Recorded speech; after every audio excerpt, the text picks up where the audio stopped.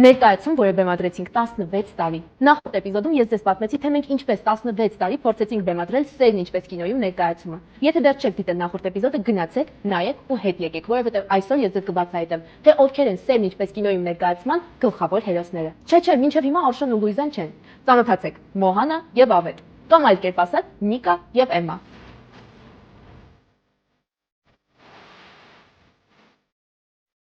Ավետ, Հաջան։ 16 տարի առաջ կմտածեի, որ կխաղաս այն դերը, որը որ պիտի խաղար Արշա Հարությունյանը։ Դուրս Արշուն պիտի խաղա։ Չէ, անկեղծ չէ։ Ուր էս 15-16 տարի առաջ այդքան հեռանկարային միտք։ Իսկ Արշուն լավ կխաղար։ Արշուն չէ։ Ես ավելի լավ խաղում քան Արշուն։ Ոյս չդնեք, ես չդնեք։ Ուղղակի չեմ ուզում բարձր ասել։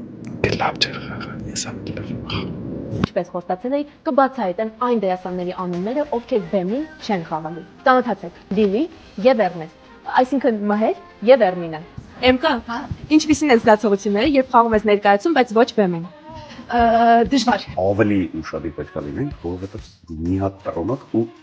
որովհետև պետքա համ դու ուշադիր լինես, համ պետքա պարտներիդ ուշադիր լինես, համ բեմի կատարվելի գործողություններին ու այս ամեն ինչը սրա հետ ունես։ որպես համ կինոյում լինես, պանորաները տոնը, համ էլ ռոզիկը թատրոնն է, վավատնում է։